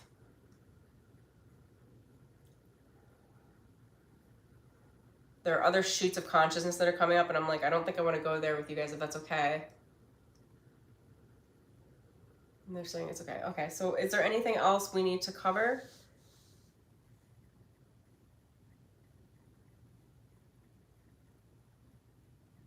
This is how funny my guides are. They're like, you've covered the most. You should be given a gold star. I'm like, yeah, please. Can I have a gold star? Can we put it on a chart every time I do one of these uncomfortable topics? They know I can handle it. I'd rather talk about the Halls of Amenti, like if it were just me doing my cosmic channeling, I'd be like, like how vibey it is, like how you get to choose your parents. I would totally, maybe a previous version of myself would take it on a different track. That would be lighter, like more fun. But I do know what it is to be human. I'm very well integrated. I got no issues with it. So they're like, we're going to handle the human reality so that people can understand from the integrated space of being human, not spiritual bypassing and just looking at the cozy stars. Now, I think we started the stream saying, how do you know, or how do you access more of who you are. Can we jump into that? Oh my God, I'm so excited to also look at all of your comments. Yes, start your own channel. Okay, can we explore? I'm gonna meditate. I'm just gonna pop into my channel. I need to feel the frequency of where they have me in the halls. I want to see who's around me. So just give me a sec. I gotta it helps me to acclimate to my environment when I go in and out of the messages.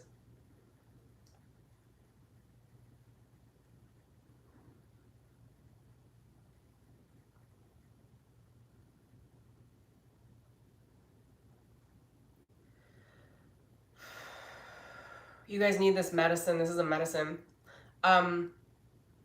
There's been a big depletion at the oh, like literally I can't even think. They just showed it to me. Huh. There's like a fake fog that's descending over humanity. That actually is knocking some of the light workers out too. So you have to be mindful of this. Oh wow, I can like feel it. Huh.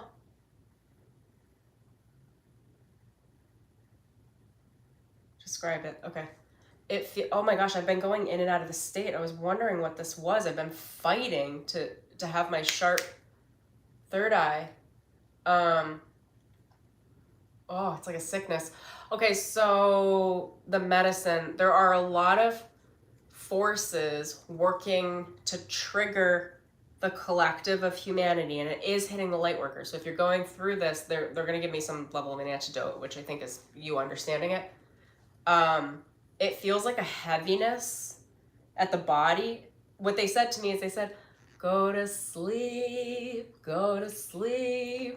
don't worry about anything. It's like they were singing me a lullaby, and there's this fog energy just sweeping in my fields and maybe making me go, ah. And that's a spiritual fog that is tainting the awakening of humanity. It's being proactively done on purpose, and it's being done to wipe us out. If they can't wipe us out at the human level, there are so many of these sorts of attacks.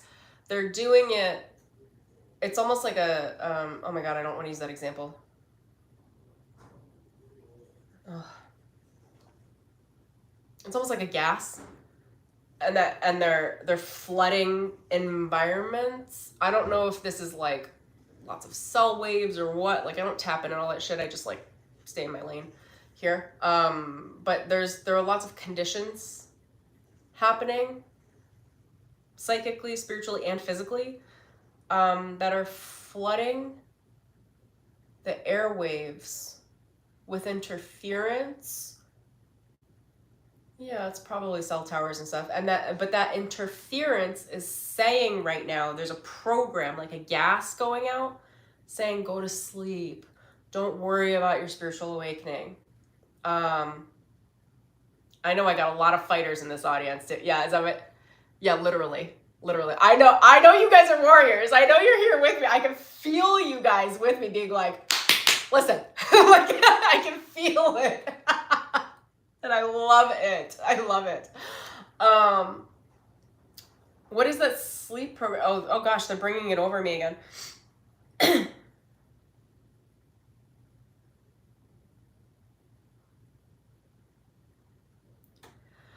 It's like a suppression, a heaviness over the chest, a heaviness over my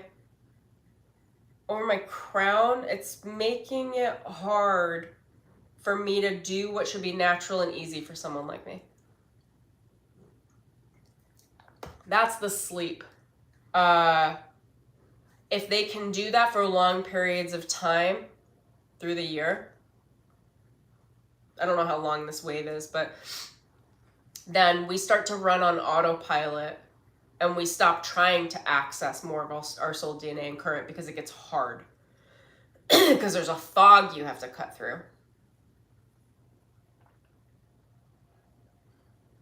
Okay, bring me back into my state of access, please.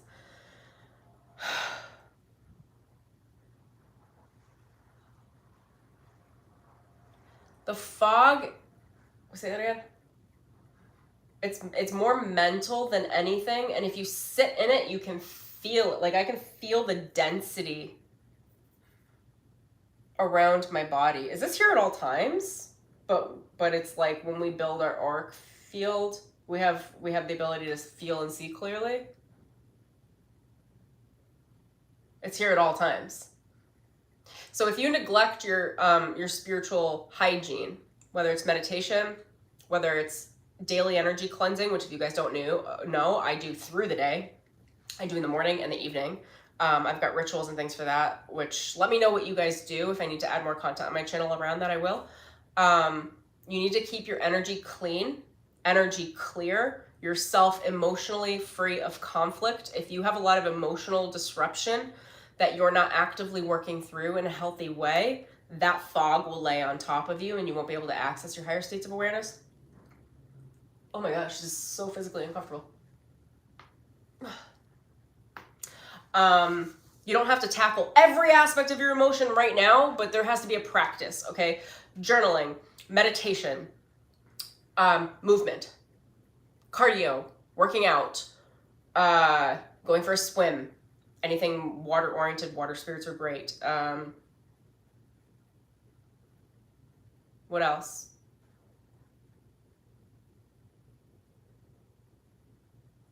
Hold on, they're taking me through an entire sequence right now that I'm very physically uncomfortable with. They told me they're taking me through the descension protocol, and I said, why? And they said, because you don't remember what it is to descend. Because I'm so on top of it's all I do. It's all I do so I can do things like this for you guys. All I do is my spiritual work. So they're taking me through the sensations. So just give me a moment, and then I'll give you the antidote to get back up, because this is not my normal state. Ooh. I don't like it though. Heavy. I don't want to move. No, I don't want to exercise. No, I'm not going to go for a walk. I'm so tired. You know, I'm just going to have a beer tonight. Come over, let's just have a glass of wine. I don't have energy to do anything. I just need to like smoke. It's very substance oriented. Call a friend and bitch. Gossip. Those of you that don't know, gossip is like sending arrows at people. Expect it to come back. Don't talk shit about people. I don't know who needs to hear that, but I can feel that there's a real edge on that. Don't talk shit about people. If you're talking about people behind their back without their permission, and it's not something kind, sweet, nice, or upholding them in a supportive energy, you are sending psychic attacks. Expect them to come back. Karma has a fast boomerang loop. That is also one of these things. Like, you might just get in a very gossipy energy. It's like, it's a drained battery. They're showing me the body feeling totally drained to the point where it can't even muster up the mental energy to say, what do I need right now? Sleep deprivation. Not being able to recover. Oh my God, you guys need spiritual hygiene. Not being able to recover your energy.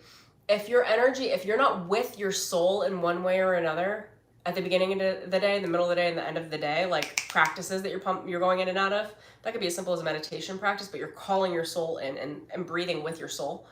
That would be enough for some of you to start.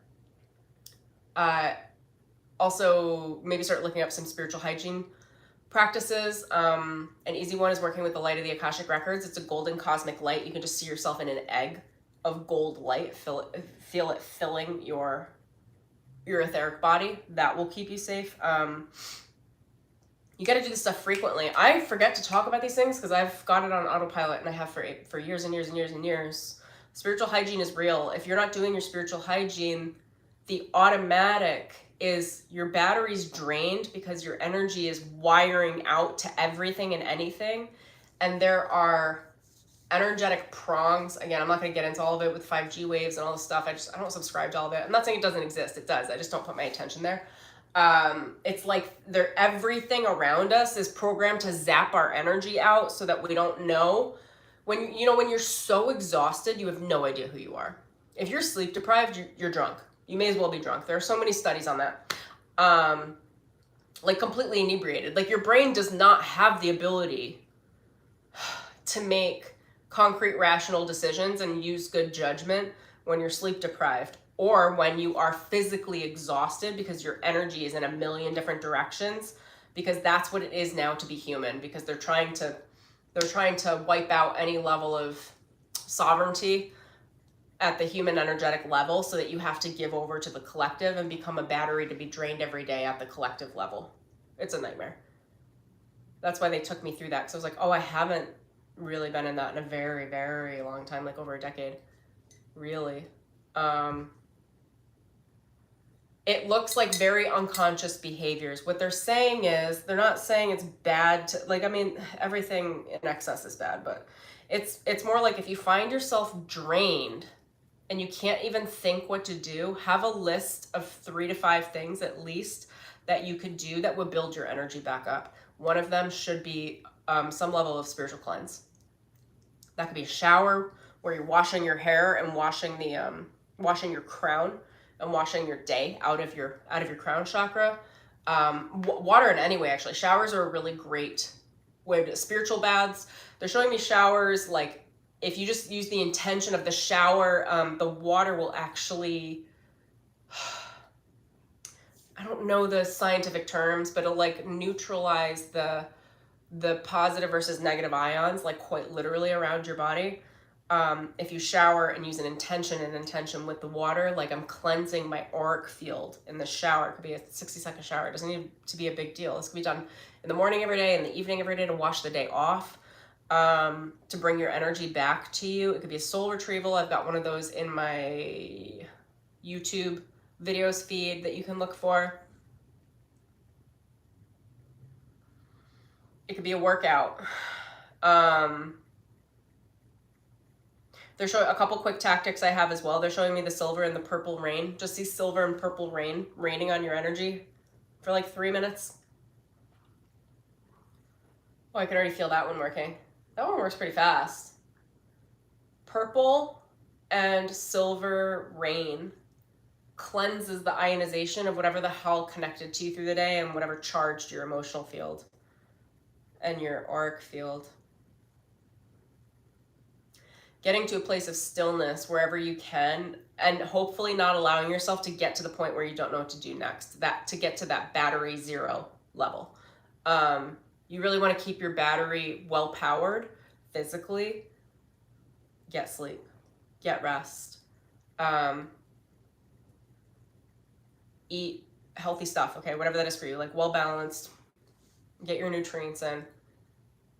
Anyone that is toxic, and those of you, I'm hearing there are a lot of people that think that the people around them aren't toxic.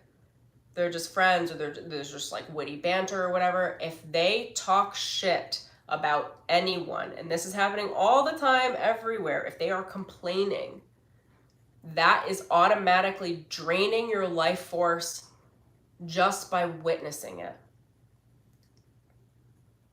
It's different if there's like a little exchange where it's not complaining, it's like actually working something through, for those of you that do with your spiritual friends or what have you, but it's not quite that. What they're showing me at the collective level with you guys, it's like you got a lot of friends that aren't aware,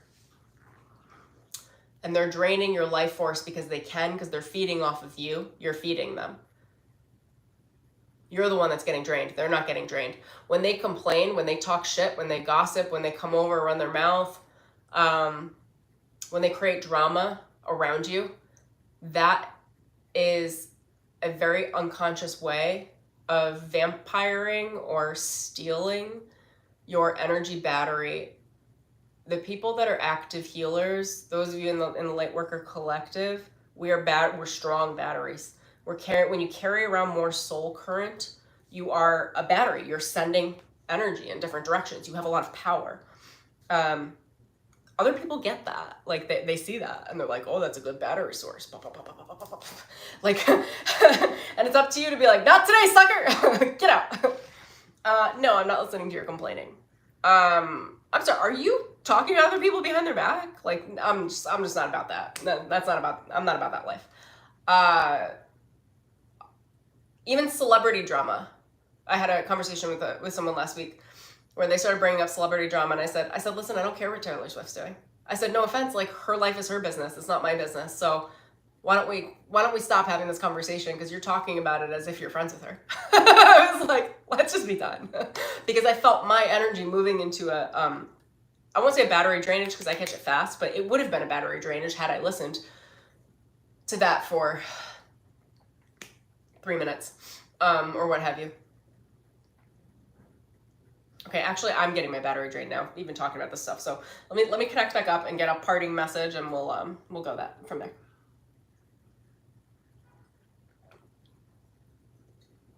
Oh my gosh.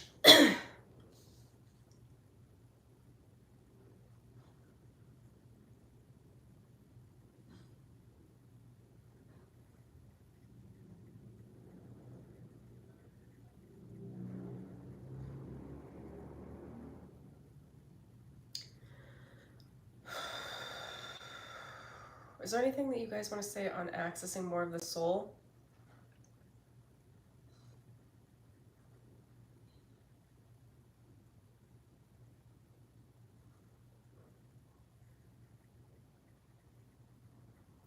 Just, they're saying, they've got other stuff going on. They literally just said to me, you guys, this is so funny. They said, are you still here? They were like, we thought you were taking care of something. I'm like, oh.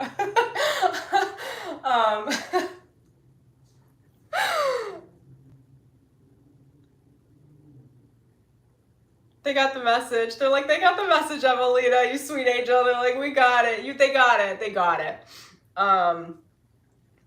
Maybe we'll do more channels in the Halls of Amenti. I think there's a lot more within that I'd like to understand. So, I mean, we'll see if they approach me more on that. Okay, all the things. Alrighty, you guys, thank you for being here with me. Like this video if you liked it. Drop a comment below. Let me know what you thought, what you liked, what was interesting, any questions that you may have. And if you like this channeling, if you like the messaging, the stuff that comes through me, I work very actively with the Akashic Records, which is the blueprint of the soul, understanding your soul expression, who you are, claiming your right to your sacred destiny track, which is to get all of the rations past 18 years old from your soul. Oh, that's why they were like, get back into your thing. That's how you get the rations. You work with your soul.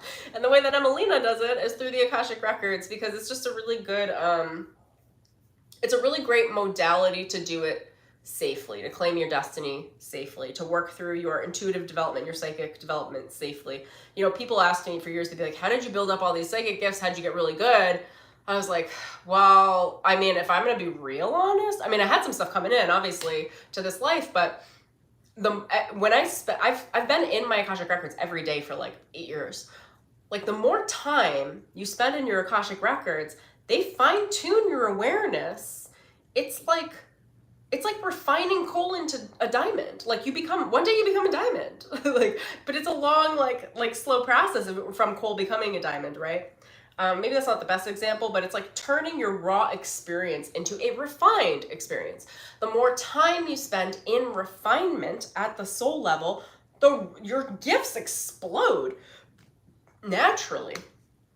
Your psychic gifts will really, really develop because you're putting in your spiritual bank account with action and practice, dedicating to your spiritual work, your soul work, acknowledging yourself and your consciousness, understanding your consciousness, expanding your consciousness, reconciling things that haven't worked for you in your consciousness.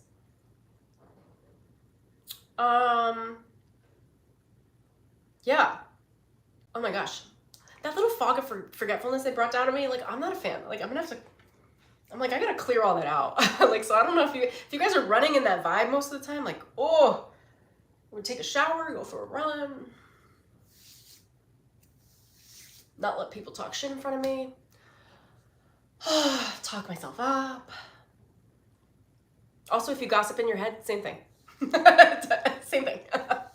For those of you that need to hear that.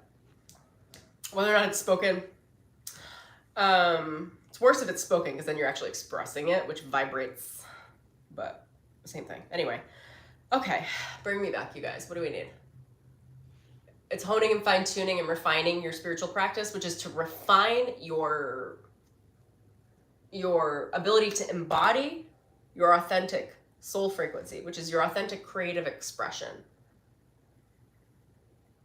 It's your joy, it's your excitement, it's who you're meant to be. It's your natural states of expression that have likely been diminished, shamed, devalued, trained out of you.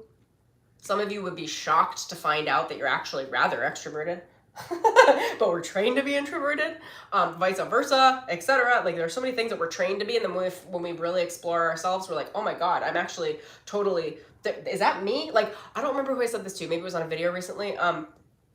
4 years ago, I had 3 different psychic channels and coach it 4 tell me that I was a healer, and man, I kicked and screamed about it, like energetic. I was like, I'm not a healer.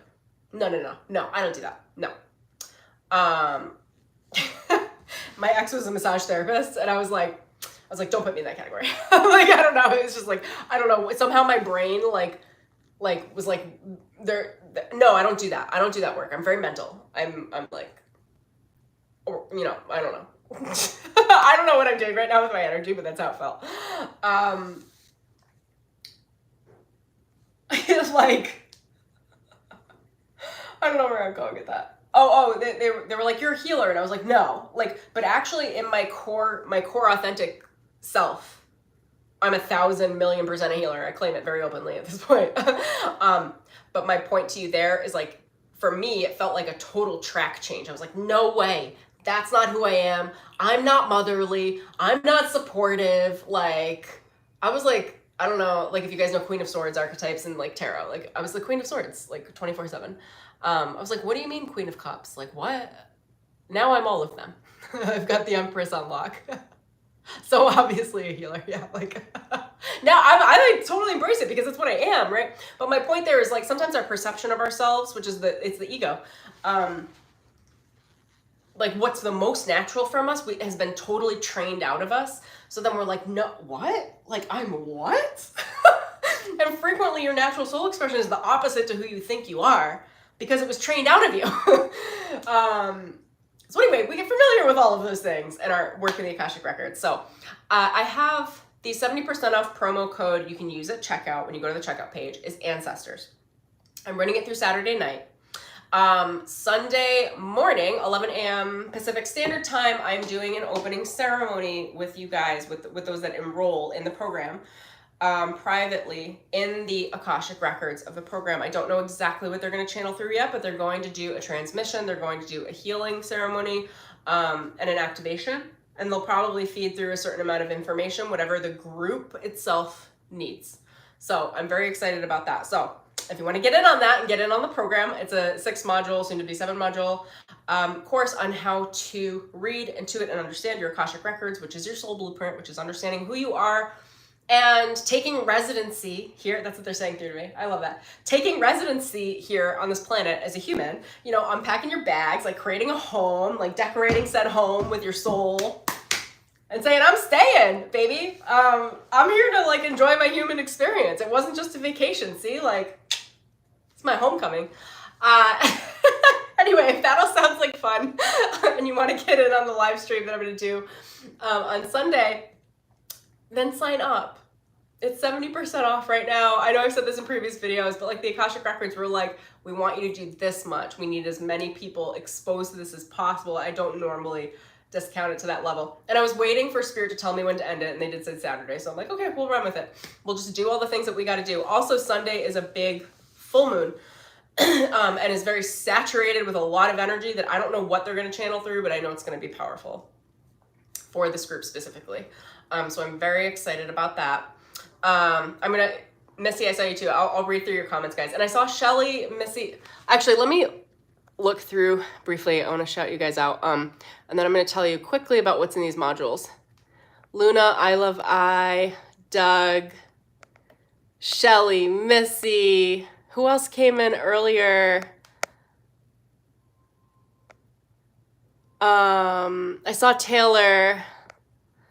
Oh my gosh, you guys. So good. So good. Okay.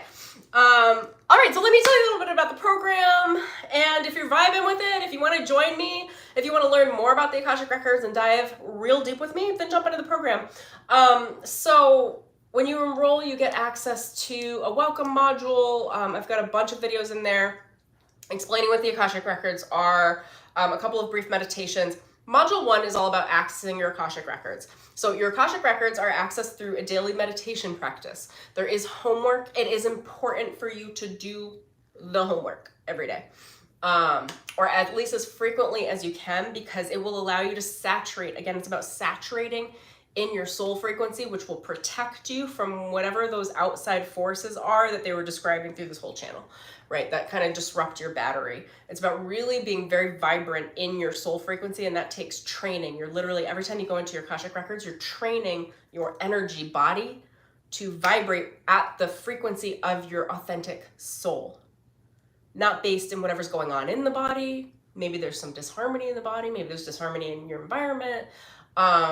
That all trains the body. We want the body to be trained by our soul, so that our body, our expression, our emotions, our energy, our vitality, our battery become an expression of our own soul frequency, not based in whatever disease is living around us. It is a process. But the point is, anyway, module 1 is about accessing your Akashic Records. You do it through meditation. Each of these modules, also, I have long workshops. They're 90-minute to 2-hour workshops, and then there's a bunch of bite-sized videos that explain the topics, essentially, that I cover within the workshop to go in deeper. There's homework in every module. There's a meditation in every module, because the meditations are the way that I help you train your energy. This isn't a live container. So what I mean by that is when you enroll in this program, it's not just like a course on a dashboard online. You're enrolling in a course cosmically that is in the Akashic Records, and they keep it up. It's a vibrant battery energy container with a lot of ascended masters and guides that are all coming in to help and support you. The magic starts when you enroll. It starts with your intention. The medicine, what I'm seeing from some of you guys that have enrolled in the program, like the medicine works in different ways depending on what you need and how. I promise that when you enroll, you'll get what you need. The way the Akashic Records work is they don't work to your wants, they work to your needs. It's how Source works. It gives you what you need. Just because you're yelling and screaming saying, I want an ice cream cone, think about being a parent.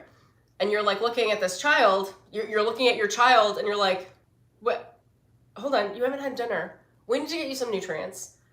I know you want ice cream. How about I'll give you the ice cream later, but we're gonna have like a good like hearty meal right now, because I think that's actually what you need. Or actually, I think you need a nap, sweetheart. That's the way the universe works. That's how the Akashic Records, your spirit guides and the Akashic Records work. They're like, oh, I hear you. I hear that you want that specific thing right now, and you feel like you have to control it in this way. But here's what you actually need. And that is it can be a very invisible process. Like things that come through for people, I'm like, you are met perfectly. That was the medicine you needed. You just made a decision I've never seen, and I don't even know if you've known that you've ever done that before in your life. Like it makes shifts in your consciousness. We think as humans, things have to be like grinding gears, or like you want to see, like, I want to see the process of the shift. And it's like, that's not always how it works. Sometimes it's literally like you enroll and then all of a sudden you're thinking in a very different way and you're clearing your consciousness in one way, and it shows up as like a new opportunity, or it shows up as a new conflict, because that conflict is the way for you to resolve the karma quickly to get to the new opportunity. Or it's like, it's really magical. It's really magical. That's what I want to say there. Anyway, what else is in here? I've got great ebooks in each module as well. Okay, module 2 is discovering your soul essence and tapping into your higher potential. This is, I go into how to prepare yourself to read the Akashic Records. There's a process. If you want to read cleanly without interference, I have methods to help you clear your energy field, remove static interference, so that you can have a very clear channel. Depending on what you eat, how you eat, when you eat, who you come in contact with, etc. All of the things will depend on what level of interference there is in your energy channel, which alters how you access your Akashic records. And when there's interference, the ego steps in to make up for it. So that's when we get stuck in things like, is that my ego or is that spirit? Well, if you don't have a clear channel today, if you didn't really work on it, totally, your ego could have hijacked the whole thing. So I take you through how to make sure that you're not hijacking it with your ego, how to keep your energy clean and clear so that you're getting clear access to divine downloads, divine understanding, what it is that you need. There's also a decompression process when you get out of the Akashic records. They're very high frequency. When you come down, you want to ground. I've got all of those rituals and practices for you in that module as well. Module 3 is mediumship and connecting with your higher self and spirit guides. This is about, it's less about mediumship for the sake of mediumship. It's more that mediumship is the medium through which you understand your higher self and your higher abilities. I would say for me, I've been channeling my oversoul a lot recently. So it's like, it's how I help you connect with your higher self frequently. Your higher self is like a relationship with anything else, with anyone else. Like your higher self isn't just going to be on demand for you unless you've cultivated a very diligent relationship with your higher self, which comes through the ability to understand your own personal channel, how you're a medium for yourself and for your soul, keeping yourself clear. And then I've got tons and tons of guidelines around that because when it comes to mediumship and access, like I was saying, you don't know what's ego, what is cosmic interference, what's interference from other entity types. When you're in your Akashic records, you're always protected, but I give you the psychic education and awareness so that you are always protected because I've been doing this for a long time. And to say that I haven't been approached by other entity types would be an understatement because when you run a lot of psychic power, you tend to be approached by other entity types. So I have protective measures in place that I teach you guys, that I take you into depth on so that you are constantly protected. Similar, I mean, I just brought you through, this isn't in the program, maybe I'll add it in, but the on the stream today, the totems, the watchdogs, the wolves at your door, like of your consciousness, that's a good protection ritual. But there are a lot of different aspects of how we can protect our consciousness so that we're only channeling our self, source, our higher self, our higher aspects, who we are in our own strength. Yes. That's actually, it's one of my favorite modules. Okay. Module number 4 is unshakable confidence and radical self-belief. I thought most people don't teach this with Akashic records. Also, my Akashic records training is very, whatever, we'll get into my personal transmission, but the way that I teach, the way that my energy cultivates this program is unlike what anybody else does because it's leaning on my integration and how I communicate being a human.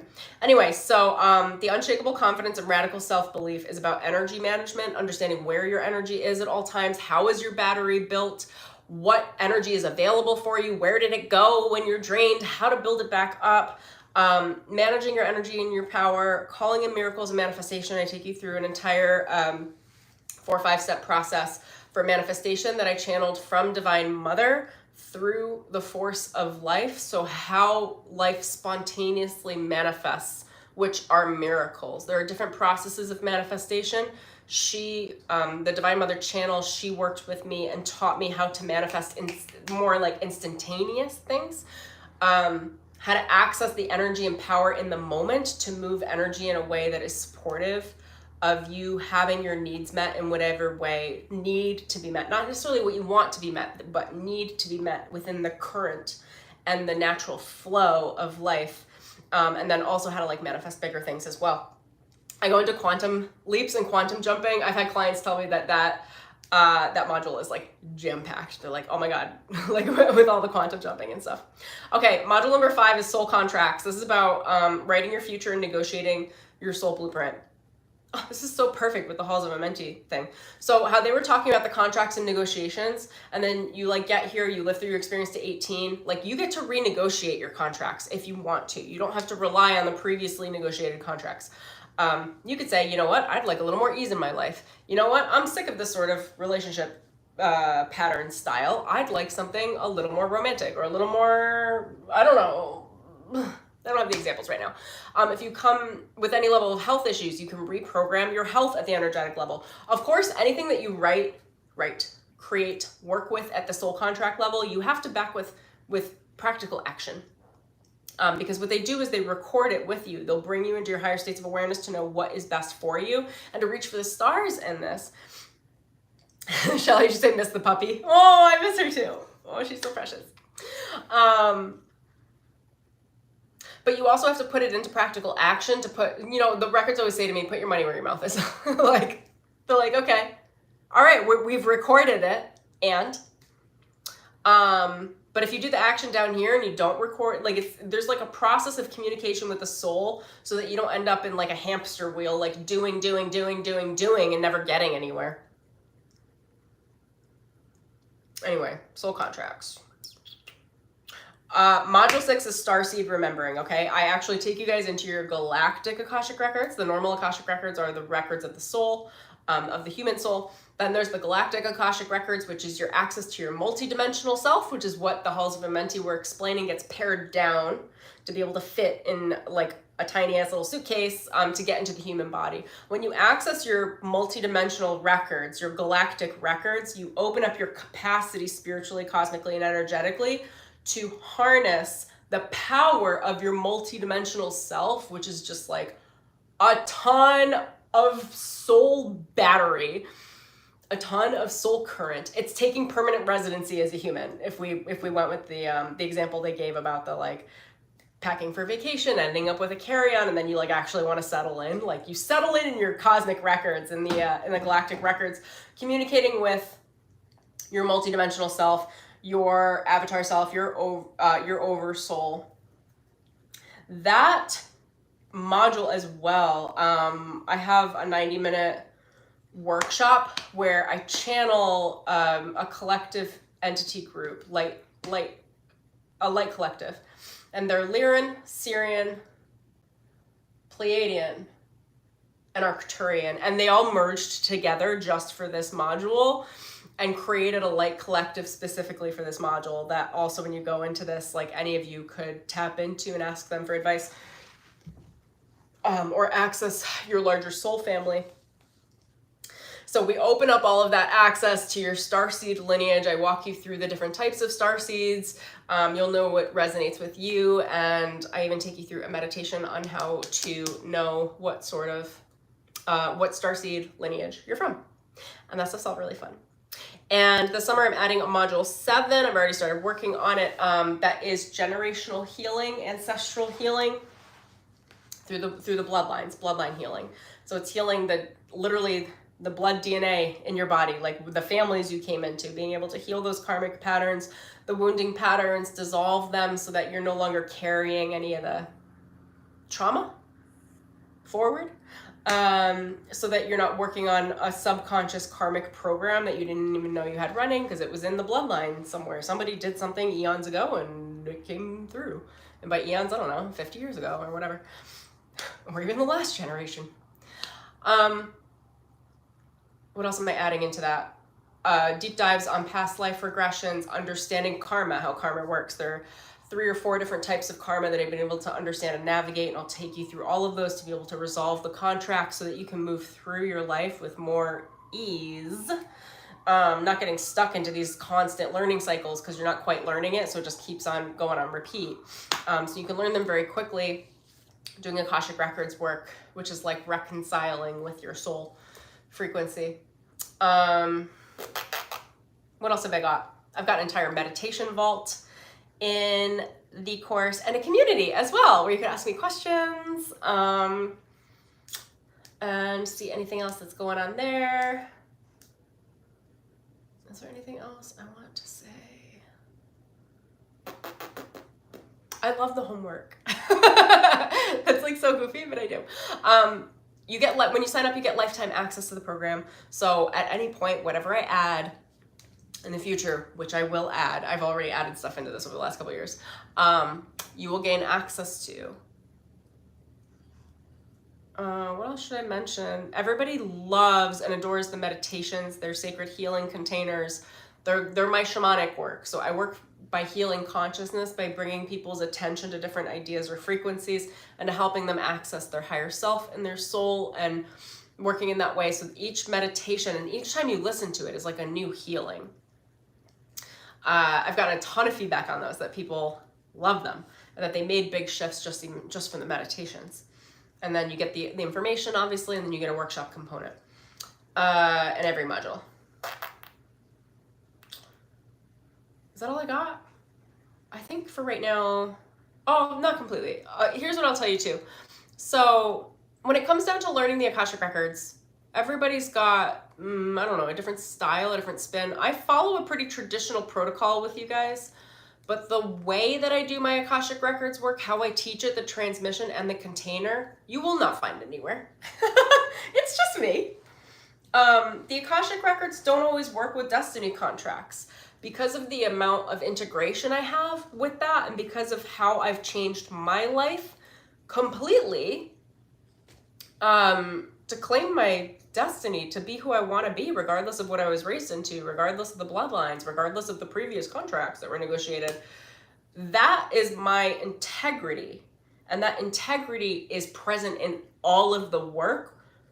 That integrity, that embodiment, that integration at the human level is like the most important aspect to what I've done with this work, because it allows you to also receive the transmission from the place of embodiment, not from the place of spiritual bypassing, where you're just becoming a cosmic channel to read, come down, and then not do anything about it. It's like, actually, how do you guys want to explain my transmission? It's unique to me, and it brings you into your own personal authority in the most powerful way. It will help you claim your power in every single way. If you're not ready for that, don't sign up. If you're ready for that, sign up. It brings you into your authority, which is also your personal responsibility for yourself. I think those are really beautiful things. All right. Akashic Records. Do you guys want to add anything? They're like, celebrate, Emelina. That was a stream for you. Just celebrate. I'm like, okay, thanks. I'm actually tired. All right. So if you want to sign up for the program, it's called Akashic Records Immersion. It is currently a 6 module, soon to be a 7 module self-paced program. You get each module dripped to you every week. And it's 70% off right now through Saturday night using the code ANCESTORS at checkout. I'll leave a link in the description below, but it's imemelina.com/Akashic-records. And the way you spell Emelina is E-M-E-L-I-N-A. So that's what I've got for you guys. Let me skim through the comments and see if you had any cues, any questions. Thank you, you guys, so much for sticking around with me and watching this through. Oh, wow. We got some crazy hairs going on here. Oh my gosh, you have so many comments in here. I might have to read them after the stream. Oh, Pumpkin Kitty, hello. I didn't see you before. Full body shivers. Yes. Shout out to all the ancestors that never took the exit point. Really carried it through. Yeah. I'm happy that I make you guys laugh. We try to keep things light, you know? And I've got a good balance. Light and then handle the facts of stuff that just needs to be handled.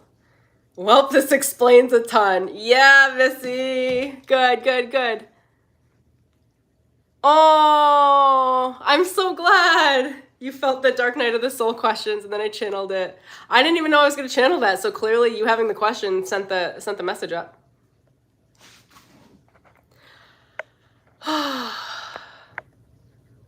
Oh my gosh, Luna, I don't know if you're still on here. They started attacking me in my dreams. That's a thing. That's a thing. I forgot about that. I have a lot of protection. I'm a lucid dreamer. So if I'm approached by anything, like I'm always, I don't know, lucid. Not always, but I'm well protected there. Maybe we'll do a video on that at some point as well. Lucid dreaming. Yeah, I'm happy we covered what we did. Shelly, oh boy, oh my God, Shelly, you just like reinforced what they were saying through me. Okay, cool. Oh my God.